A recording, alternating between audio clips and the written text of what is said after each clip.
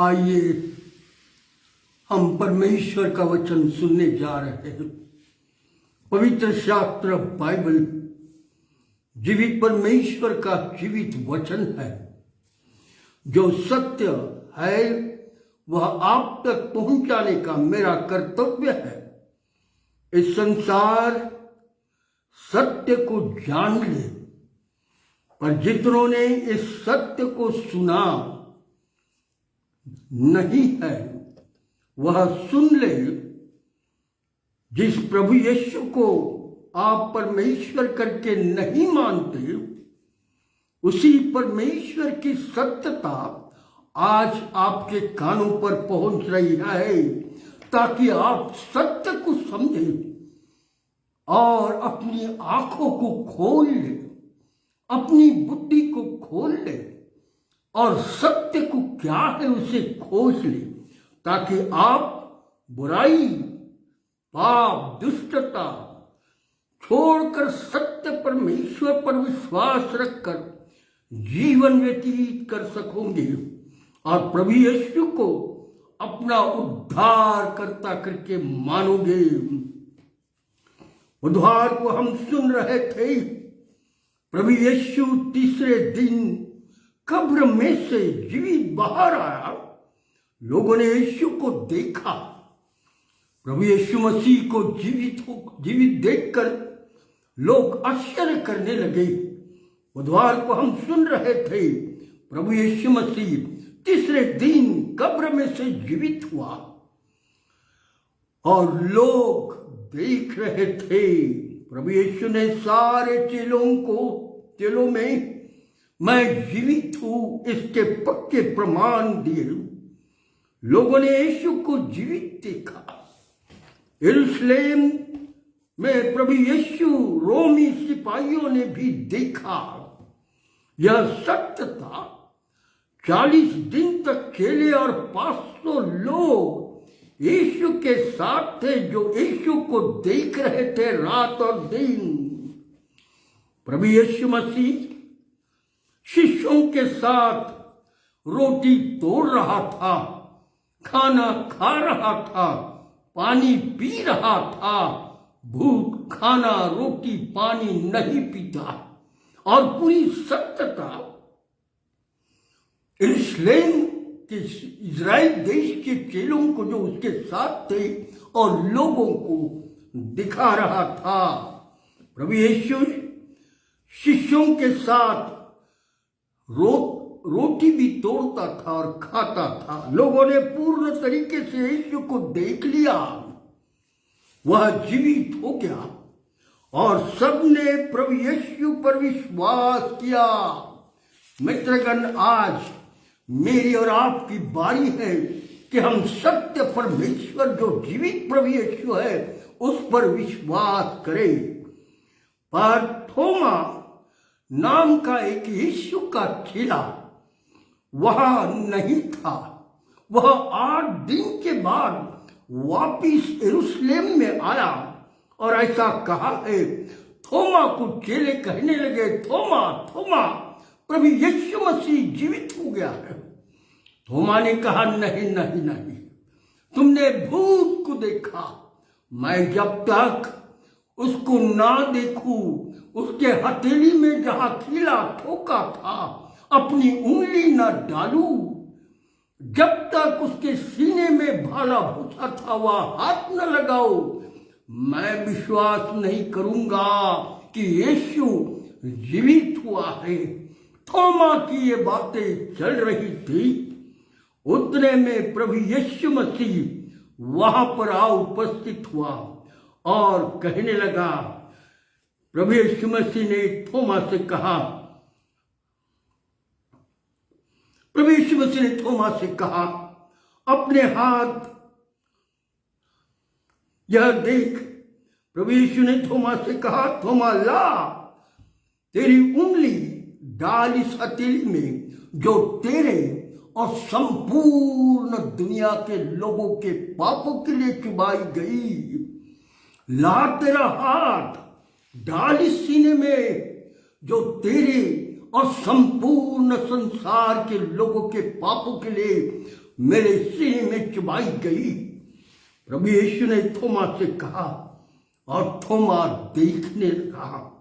थोमा प्रभु यीशु के सामने गिर गया, क्षमा मांगने लगा। लिखा हुआ है यूहन्ना रचित सुसमाचार 20 और 28 में थोमा ने प्रभु यीशु से कहा, यह सुनकर देखकर थोमा ने उत्तर दिया, हे मेरे प्रभु, हे मेरे परमेश्वर, मुझे क्षमा कर। मित्रगण, थोमा ने देख लिया। पवित्र शास्त्र बाइबल क्या बोलती है? यूहन्ना रचित सुसमाचार 20वां अध्याय 29 वचन में यीशु ने उससे कहा, तूने तो मुझे देखा है, क्या इसलिए विश्वास किया? क्या है? धन्य वे है जिन्होंने मुझे बिना देखे विश्वास किया। मित्रगण, प्रभु यीशु मसीह कितना क्लियर और ठीक शब्द से थोमा से कह रहा, थोमा तूने तो मुझे देखा। ओ मेरे कीले देखे, हाथ में गड़े हुए छेद देखे, मेरे सीने की तरफ तूने देखा और तब तूने विश्वास किया। परंतु कितने करोड़ों लोग आज हम हैं, मैंने यीशु को नहीं देखा, पर मेरा विश्वास है मेरा प्रभु यीशु मसीह जीवित है। ओ उसको छोड़ कोई ईश्वर हो नहीं सकता, ना पैदा होगा न कोई होगा, केवल वही प्रभु यीशु है और हमारा विश्वास उस प्रभु यीशु मसीह पर है। इसीलिए प्रभु यीशु ने बड़े सुंदर से थोमा से कहा, तूने मुझे देखकर विश्वास किया, परंतु धन्य वो लोग हैं जिन्होंने मुझे नहीं देखा पर विश्वास किया है। प्रभु यीशु चेलों के साथ रहा और सारे पक्के पक्के प्रमाण देता गया। पवित्र शास्त्र बाइबल क्या बोलती है? प्रभु यीशु के चेलों को काम सौंप दिया और कहा, तुम यरूशलेम ना छोड़ना और प्रेरितों के काम, इसका पहला अध्याय 4 वचन में ऐसा लिखा है। और यीशु ने उनसे मिलकर चेलों को आज्ञा दी, यरूशलेम को ना छोड़ना, परंतु पिता की उस प्रतिज्ञा के पूरे होने के बाद जोते रहना जिसकी चर्चा मैंने तुमसे कही थी। इसीलिए प्रेरित प्रभु यीशु मसीह की आज्ञा मानकर ठहरे रहे। प्रेरितों के काम, इसका पहला अध्याय 5वीं आयत में ऐसा लिखा है, क्योंकि यूहन्ना ने तो पानी से बपतिस्मा दिया, परंतु थोड़े दिनों के बाद तुम पवित्र आत्मा से बपतिस्मा पाओगे। हाँ मित्रगण, बहुत सारे लोगों ने बपतिस्मा पा गया है आज भी, परंतु पवित्र आत्मा की सामर्थ का कोई पता नहीं। आज मुझे और आपको सोचना है, क्या मैं और आप पवित्र आत्मा की सामर्थ से भरे हैं? क्या मैंने और आपने प्रभु यीशु की आज्ञा मानी है?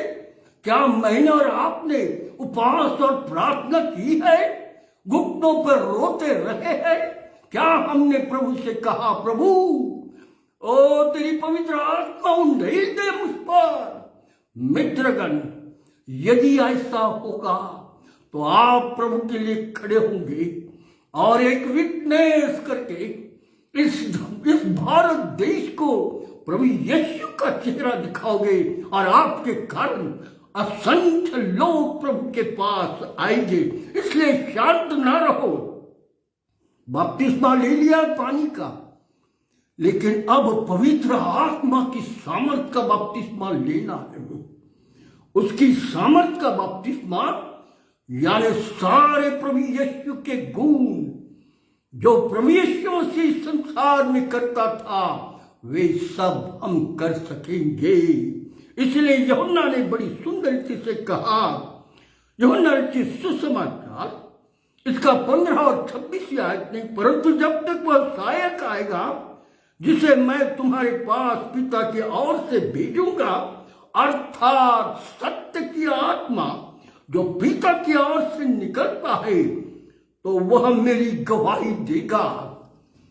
Truthness is the most important in our life. If there is no truth in us, we are not able to speak about the truth. So Jesus knows about the disciples, and that's why Jesus said, you must need to fill with the truthful life. And that's why God said, wait upon the Lord. और तब परमेश्वर की आत्मा तुम पर आएगी और तुम सत्य की आत्मा से भरोगे, असत्य तुम्हारे से दूर होगा, केवल सत्य और सत्य। आज यदि संसार में काम करना है मित्रगण, सेवकों, तो सत्य की आत्मा हमारे अंदर होना। यदि सत्य की आत्मा होगी तो हम उलट पुलट कर डालेंगे। हाँ मित्रगण, क्योंकि हमारे अंदर झूठ नहीं। और इसलिए प्रभु यीशु मसीह ने कहा, मार्ग, सत्य और जीवन मैं हूं। जो कोई भी मेरे पीछे होगा अनंत जीवन उसका होगा। हाँ मित्रगण, यूहन्ना 16:16 में यीशु ने कहा, थोड़ी देर में तुम मुझे देखोगे, थोड़ी देर के बाद तुम मुझे नहीं देखोगे। हाँ मित्रगण, प्रभु यीशु मसीह ने कहा चेलों को, थोड़ी देर के मुझे देखोगे, फिर नहीं देखोगे, और उसके बाद फिर देखोगे। यह स्पष्ट प्रभु यीशु मसीह ने अपने चेलों को कहा, मैं अब स्वर्ग जा रहा हूं, परंतु फिर एक बार वापिस आऊंगा संसार का न्याय करने। हाँ मित्रगण, संसार का न्याय होगा और न्यायाधीश कोई नहीं, प्रभु यीशु होगा। हर व्यक्ति इस संसार का जो पैदा हुआ था, जो मर गया और जो जिंदे है, सबका न्याय एक साथ होगा।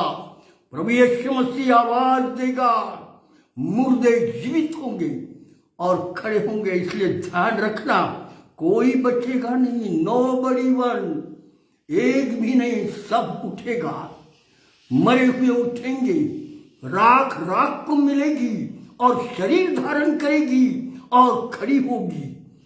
वो व्यक्ति चाहे कोई भी समाज का हो, उसे प्रभु के सामने खड़ा होना है, क्योंकि उससे परमेश्वर जो स्वर्ग का है, उसने आत्मा दी थी, शरीर दिया था, और उसने उसका क्या उपयोग किया, इसका जवाब अंतिम दिनों में हर मनुष्य जाति को देना है। इसीलिए सावधान, हम बार बार आपको कह रहे हैं, सावधान रहो। बचना है तो यीशु के पीछे आ जाओ। हाँ मित्रगण, और इसीलिए आज तुम्हें और मुझे परमेश्वर की उस पवित्र आत्मा से भरना है। और ऐसा लिखा है,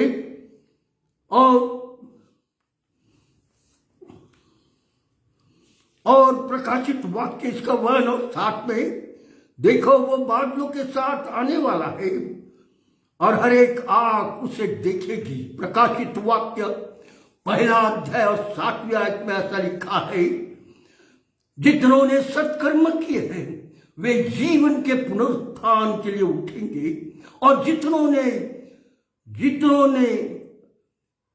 दुष्कर्म किए हैं वे न्याय के पुनरुत्थान के लिए उठेंगे। इसलिए प्रकाशित वाक्य 1 अध्याय 7वीं आयत में ऐसा लिखा है, देखो वह बादलों के साथ आने वाला है और हर एक आंख उसे देखेगी, वरना जिन्होंने उसे भेजा था वे भी उसे देखेंगे, और पृथ्वी के सारे कुल उसके आने के कारण छाती पीटेंगे और कहेंगे, हाय हाय, फेसबुक के माध्यम से सुनते थे, ओ चर्च के आजू बाजू आवाज आता था, सुनते थे, लोग प्रचार करते थे, लोग गॉस्पेल देते थे, हमने इन पर विश्वास नहीं किया, पर वो तो आ रहा है, वो दिख रहा है, अब क्या, हाय हाय, मारो चिल्लाहट, कोई बचाने वाला उस समय नहीं होगा। आज का वक्त है, नम्रता को पालो और जीवित परमेश्वर के सामने नम्र बन जाओ। बुराई छोड़ दो, पाप छोड़ दो, दुष्टता छोड़ दो, मार काट छोड़ दो, आपस का प्रेम छोड़ो मत।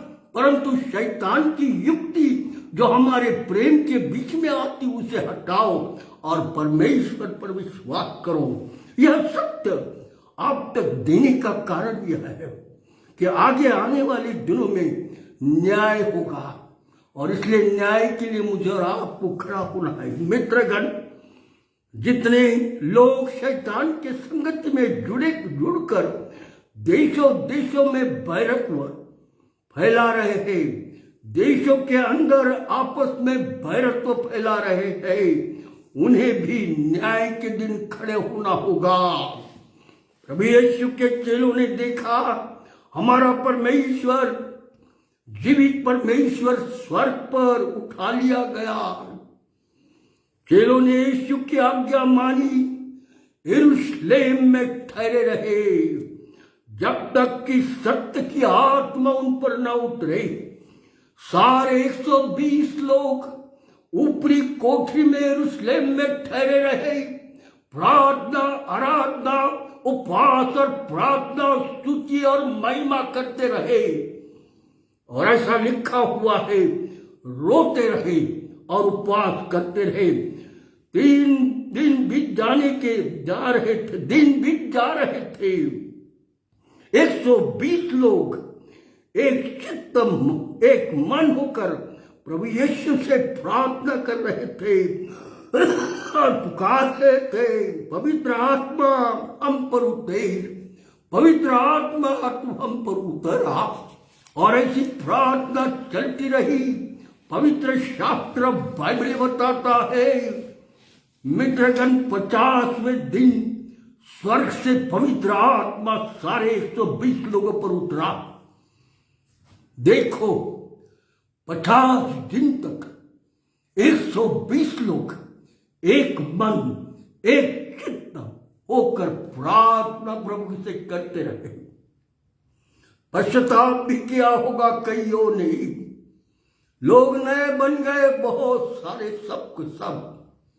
तभी पवित्र आत्मा उन पर उतरा। आज भी हमें पूरी रीति से नया अंदर से होना है। तब प्रभु से मांगना है, प्रभु पवित्र आत्मा उठे दे, आज मुझे तेरी जरूरत है। तब परमेश्वर हमारी प्रार्थना सुनेगा। 50वें दिन तक तुरंत प्रार्थना करते रहे। मित्रगण, ऐसा कहा है, चेले रो रहे थे, प्रार्थना कर रहे थे परमेश्वर को, हालेलुया हालेलुया, स्तुति महिमा, होशाना होशाना, और परमेश्वर की तारीफ कर रहे थे और आराधना करते रहे। पवित्र शास्त्र बाइबल बताती 120 लोग पर पवित्र आत्मा आ उतरा 50वें दिन। हर एक के सिर पर आग की जबानें मंडराने लगी और हर एक 120 लोग अनंत भाषा में बोलने लगे। पितृगण, यह दिन पेंटिकॉस्ट का दिन कहलाया गया। आज हमारे पर कब वो दिन आएगा? हमें भी पवित्र आत्मा से भरना है। सेवकों, हमें पवित्र आत्मा से भरना है। ओ चर्च के लोगों, हमें पवित्र आत्मा से भरना है। आज हमें सत्य की आत्मा से भरना है, क्योंकि हमारा प्रभु आ रहा है। यीशु के चेले पवित्र आत्मा से भर गए, जो आज प्रभु यीशु इस्राएल देश में, यरूशलेम के आजू बाजू के देशों में चेलों के लोगों के सामने करता था। पवित्र आत्मा के साथ जब चेले भर गए, same spirit came upon the all disciples and the 120 people, and the same work these people are doing in the Jerusalem and Israel, all the area. Same spirit of Jesus. हाँ मित्रगण, जिस दिन हमारे ऊपर वो आत्मा उतरेगी, हम वही काम करेंगे जो प्रभु यीशु ने हमें सौंपा है। परंतु उससे पहले मुजारों को पवित्र आत्मा की सामर्थ्य से भरना है। और इसलिए ऐसा लिखा है, चेले पवित्र आत्मा से भर गए। जो काम प्रभु यीशु मसीह इस्राएल देश में कर रहा था, यरूशलेम के आजू बाजू के देहातों में कर रहा था, वो ही काम प्रभु यीशु ने सारे प्रांतों में करना शुरू किया। मित्रगण, चेले विभिन्न विभिन्न देशों में गए। पेत्रस के बारे में जब मैं पढ़ रहा था, तो पेत्रस रोम में चला गया और प्रभु यीशु की सेवा करने लगा। प्रकाशित वाक्य लिखने वाला जॉन, जिसने प्रकाशित वाक्य लिखा, वह इटली में चला गया और वहां प्रभु की सेवा करने लगा। संत थोमा भारत देश में आया और वहां आकर इस भारत देश के केरला और मद्रास के एरिया में आकर प्रभु यीशु की सेवा करने लगा और लोग प्रभु यीशु पर विश्वास करने लगे। संत पौलुस रोम और जर्मनी में प्रभु यीशु की सेवा करता रहा और रोमियों ने और जर्मनी के लोगों ने संत पौलुस के टुकड़े टुकड़े टुकड़े कर डाले और मार डाला। संत पौलुस के टुकड़े टुकड़े करके मार डालने के कारण पूरा जर्मनी और इस एरिया, रोम का एरिया प्रभु यीशु का हो गया, क्योंकि से चेलों की रक्त यानी जीवित रक्त, वो उपज देने वाला रक्त, और उसके कारण सारे प्रांतों में यीशु के लोग हो गए और प्रभु यीशु मसीह पर विश्वास करने वाले हो गए। संत थोमा भारत देश में आया। हाँ मित्रगण, पौलुस भी रोम और जर्मनी में गया।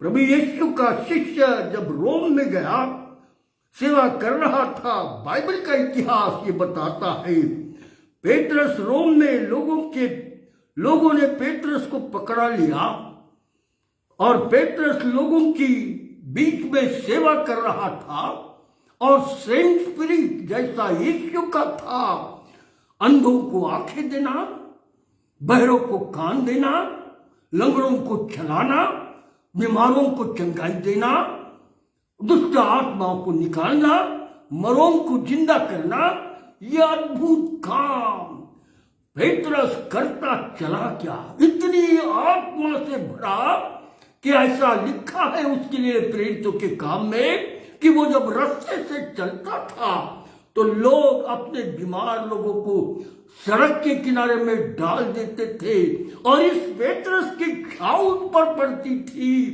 तो बीमार उठकर चलने लगता था। व्हाट ए ग्रेट, कितनी अद्भुत बात। ओ मनुष्य जाति, समझ लो सत्यता को। और चेले आत्मा से भरे थे। पेत्रस रोम में जब सेवा करने लगा तो लोगों ने प्रभु यीशु को, ऐसा लिखा है, प्रभु यीशु को, यीशु के चेले को पकड़ लिया, पेत्रस को, उसे बहुत मारा और मारने के पश्चात पवित्र शास्त्र बाइबल बोलती कि बाइबल बोलती कि जब उसे पकड़ा गया तो उसे लोगों ने क्रूस पर उल्टा टंगा दिया और मार डाला। पवित्र शास्त्र बाइबल बताती है पेत्रस को उल्टा टांगकर उसके टुकड़े कर डाले और मार डाला गया।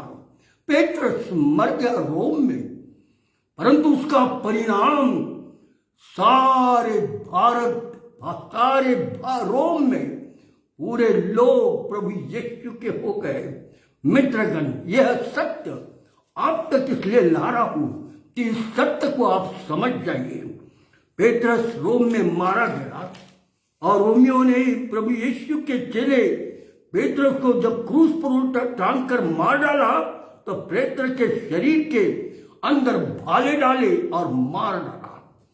आज पेत्रस नहीं रहा, परंतु रोम प्रभु यीशु के लिए जीता गया। मित्रगण, यह सत्य यूहन्ना भी प्रकाशित वाक्य लिखने वाला इटली में सेवा कर रहा था, और इटली में सेवा करते समय में प्रभु ने उसको आत्मा से भरा। इटली में सेवा कर रहा था और सेवा करते समय में बड़ी सामर्थ्य से यह यूहन्ना प्रभु की सेवा इटली में करते समय में चमत्कार होने लगे, अद्भुत काम होने लगे। यह भविष्य भी करने लगा और उसके कारण लोगों की भीड़ यूहन्ना के आजू बाजू प्रभु यीशु की बातें सुन रहे थे, चंगाई पा रहे थे। और ये सब देखकर इटली के लोगों ने यीशु प्रभु को पकड़ लिया। और ऐसा कहा है, इटली के लोगों ने प्रभु यीशु को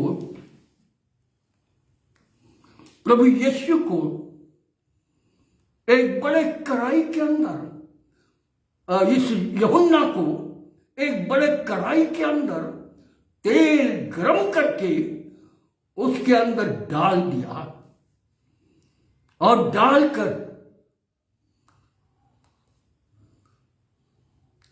डालकर पेत्रस को तेल के अंदर उबालने लगे। परंतु ऐसा लिखा हुआ है,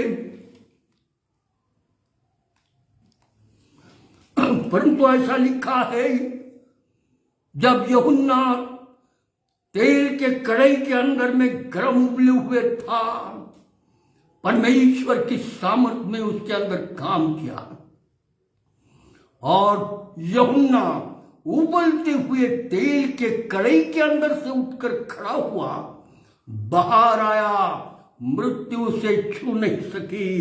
और ऐसा कहते ही 100 बरस तक जीवित रहा, और उसी इटली के एक मिशन का बिशप बना यह यूहन्ना, और 100 बरस के बाद नेचुरल डेथ से मरा। तब तक पूरी इटली प्रभु यीशु की हो गई। हाँ मित्रगण, यह सत्य। उसी प्रकार थोमा इजराइल देश से समुद्र के रास्ते से मद्रास और केरल के गांव में पहुंचा। लोगों ने थोमा जब केरल के और मद्रास के रास्ते में केरलियन और तमिल के बीच में सेवा करने लगा, तो ऐसा कहा है, लोगों की भीड़ थोमा के पीछे प्रभु यीशु मसीह का वचन सुनने और अद्भुत चमत्कार करने की बातें देखकर थोमा के पीछे दीवाने हुए।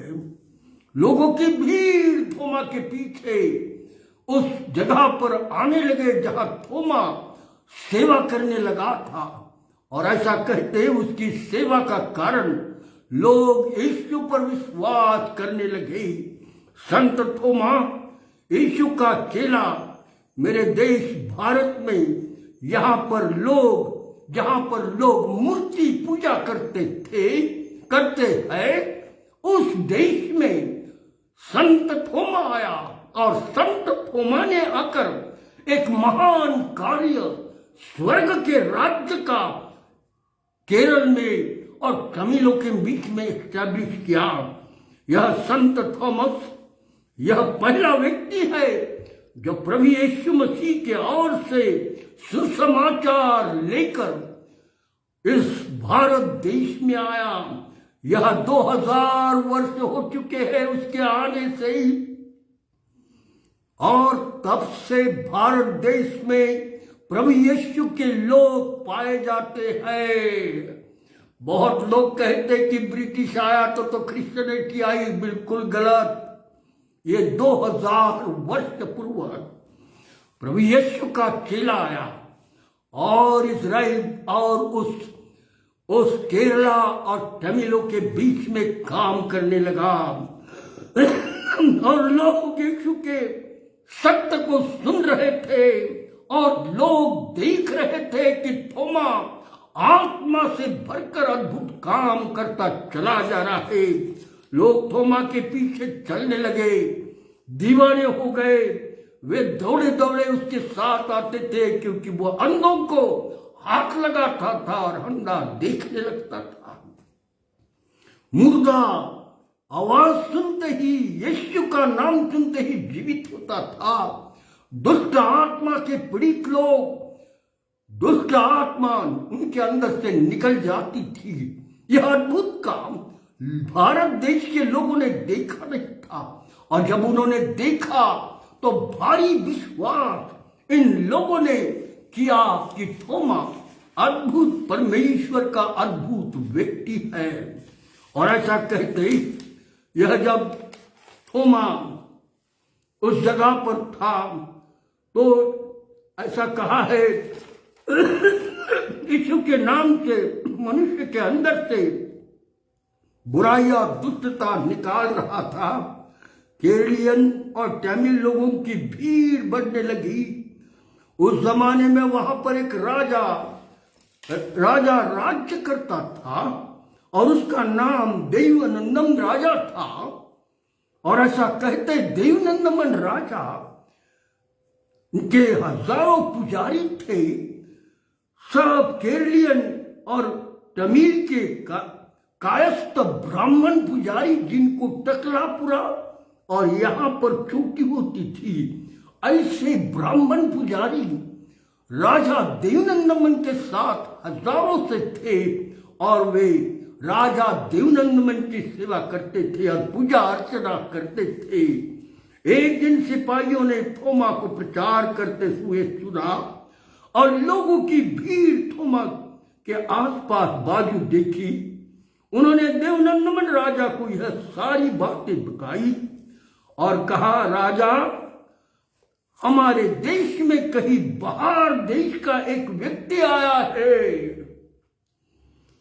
और वह दूसरे भगवान की बातें, दूसरे ईश्वर की बातें लोगों को बोल रहा है और लोगों की भीड़ उसके पीछे सुन रही है और लोगों की और आजू बाजू रहने वाले भी सुन रहे हैं। यह चमत्कार भी कर रहा है, लोग उसके साथ है। राजा देवनंदन राजा को यह जब सुना तो थोमा को पकड़कर दरबार में लाया जाए यह ऑर्डर दिया। और यह सुनते हैं कि सिपाही थोमा को पकड़कर राज दरबार में ले आए। देवनंदन राजा थोमा से पूछ रहा, तू कहां से आया? थोमा ने कहा, मैं इज़राइल देश का यहूदी व्यक्ति हूं। मुझे मेरे परमेश्वर प्रभु यीशु ने कहा, जाओ और सारी जगत में जाकर मेरा प्रचार करो।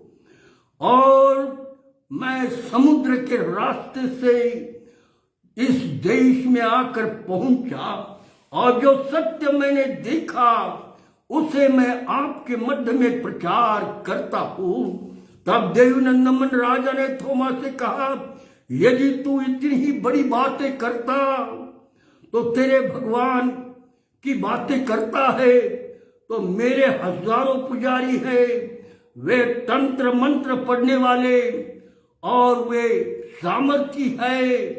और इसलिए आओ, तेरे और मेरे बीच में एक शर्त होगी, किसका ईश्वर भगवान जिंदा है। और ऐसा कहते ही मेरे हजारों पुजारी है, ऐसा बोला देवनंदन ने।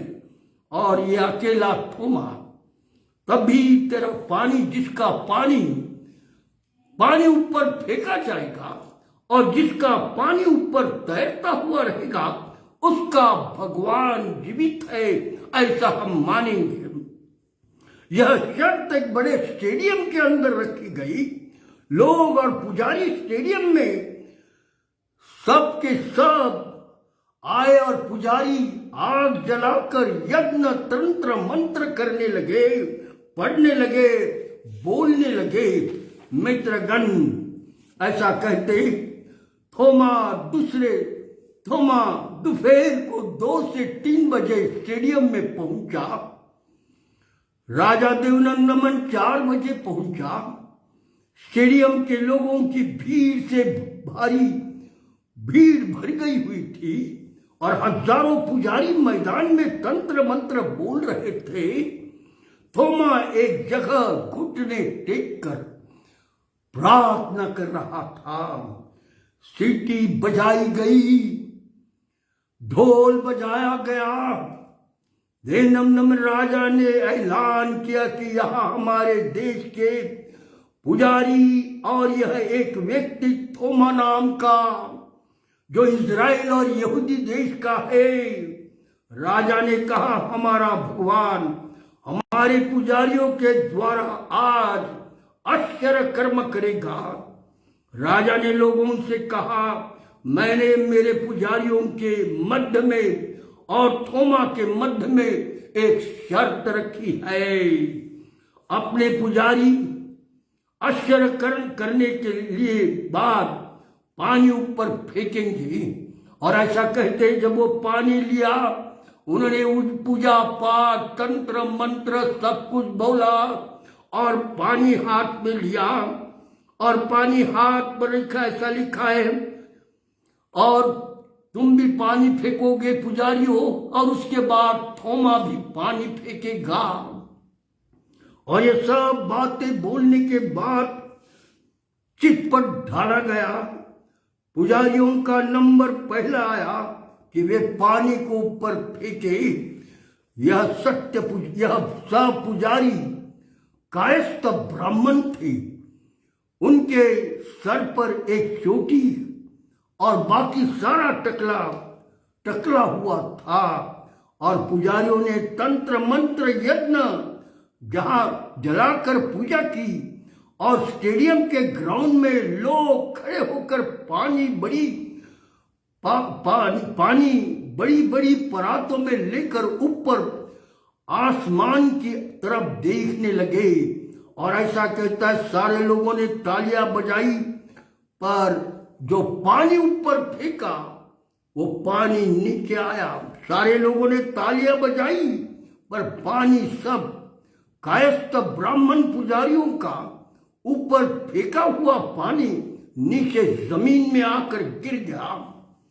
स्टेडियम के लोग और पुजारी चिल्ला उठे और थोमा से कहने लगे, थोमा तू तो अकेला है, तेरा भी पानी नीचे आएगा।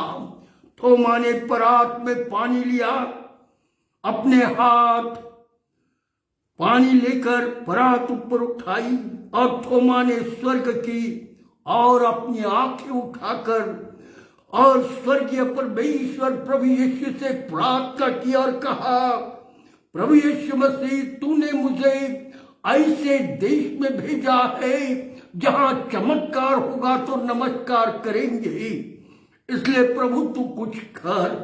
और ऐसा कहते ये प्रार्थना कर रहा था और प्रार्थना करने के बाद प्रभु यीशु के नाम से पानी ऊपर फेंका और पानी ऊपर तैरता रहा। जब पानी ऊपर तैरता रहा तो सारे लोग चेले दौड़े और पानी देखने लगे। हजारों में से बहुत लोगों ने, बहुत चेलों, बहुत उस साधु संतों ने, वो पुजारियों ने थोमा से कहा, थोमा हमें ये परमेश्वर दे, हमें ये यीशु दे जो सत्य है। और ऐसा कहते सारे लोग ये देखकर चमत्कृत हो गए और 500 से ऊपर लोग थोमा के पीछे चले गए और थोमा से कहा, हमें बपतिस्मा दे। और तब थोमा ने प्रभु यीशु मसीह जो जीवित है उसके नाम से इनको बपतिस्मा दिया। ऐसा कहते ही थोमा के पश्चात थोमा ने परात लिया और पानी होके सारे राजा के पुजारी नीचे आकर देखने लगे और कहने लगे, थोमा का परमेश्वर प्रभु यीशु जीवित परमेश्वर है, हमें यह प्रभु यीशु चाहिए। ऐसा कहा है, लिखा है कि 500 से ऊपर राजा देवनंदमन के पुजारी थोमा के ऊपर भाग गए और थोमा ने हर एक को बाप, पुत्र और पवित्र आत्मा के नाम से बपतिस्मा किया। वो लोग पवित्र आत्मा से भर गए और सारे प्रांत में, मद्रास, तमिलनाडु के बीच में, केरला में प्रभु यीशु का नाम फैलाते गए और इसके कारण पूरा एरिया प्रभु यीशु का हो गया। परंतु जब राजा को यह पता लगा, देवनंदन राजा ने देखा, मेरे पुजारी थोमा के पीछे चले गए, तब देवनंदन राजा, ऐसा कहा है, बहुत क्रोधित हुआ और घोड़ों पर सवार होकर तलवार और भाला लिया और जहां जहां भी थोमा दिखेगा वहां मार डालूंगा। मित्रगण, थोमा परमेश्वर की सेवा, जीवित परमेश्वर की सेवा कर रहा था। राजा को लोगों ने लोगों ने राजा को देखा और भाग गए। अब थोमा अकेला रह गया और राजा ने भाला निकाला और थोमा को मारा। थोमा जख्मी हो गया। थोमा वहां से भागने लगा अपने कोठरी की तरफ, वहां रास्ते पे मारा, फिर मारता गया और थोमा को मार डाला। मित्रगण, थोमा मर गया। उसका रक्त जहां जहां गिरा वहां वहां कलीसिया स्थापित हुई। वो थोमा का रक्त पूरा केरल देश प्रांत को क्रिश्चियन कर डाला। जब मैं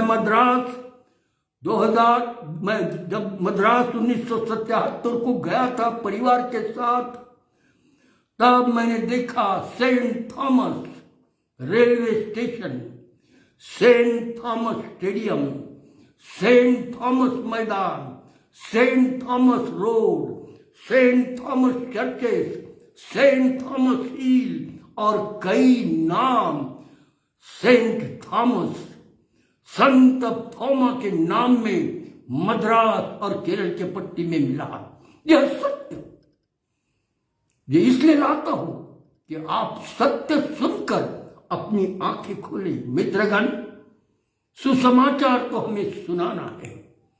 हमारे लोग सुसमाचार सुनाएंगे।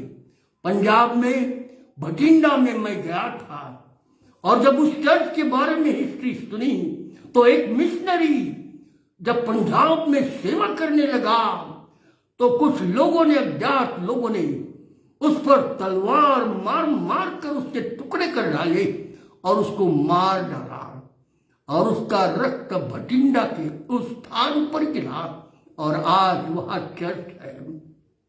मित्रगण, लोग प्रभु यीशु के नाम से जीते जाएंगे। ओ, डरना नहीं, समय थोड़ा है। आज वक्त है कि आप सत्य को जानकर प्रभु परमेश्वर के साथ हो लो। प्रभु आपकी जरूरतों को पूरा करेगा, आपको आत्मिक भरेगा। आज जो सत्य आप तक लाया हूं वो इसलिए ला रहा हूं क्योंकि यह अंत के दिन है। पवित्र शास्त्र बाइबल के अनुसार ये निश्चित अंत के दिन है। जो वातावरण, जो परिस्थिति टीवी न्यूज के द्वारा, अखबारों के द्वारा सुनाई जा रही है, ये भविष्य पवित्र शास्त्र बाइबल का पूरा हो रहा है। इसलिए विश्वासियों, अपनी आंखें खोल डालो और पूर्ण रीति से प्रभु यीशु के पवित्र आत्मा से भर जाओ और इन अंतिम दिनों में सेवा करो। प्रभु आपको स्वर्ग में एक मुकुट देगा और वो स्वर्गीय राज्य का मुकुट होगा, अनंत जीवन आपका होगा। परमेश्वर आप सबको आशीष दे। आइए हम प्रार्थना करें। हमारे अत्यंत दयालु परमेश्वर पिता, आकाश और पृथ्वी के निर्माण करता, हम पापियों के उद्धारक प्रभु यीशु, जो वचन तूने मुझे दिया था कि तेरे अपने लोगों के मध्य में प्रचार करूं, उसे मैंने अपने लोगों के मध्य में दे दिया। मेरी तुझसे प्रार्थना है, जितने सुनेंगे सबको भारी आशीष दे, सबके साथ हो। यदि कोई दुखी है, कोई परेशान है, कोई रो रहा है, वो घर की परिस्थिति खराब है, पति पत्नी का प्रेम टूट चुका, झगड़ा हो रहा है। ओ प्रभु, ऐसे सारे घरों में जा, सांत्वना दे, उनका मेल कर।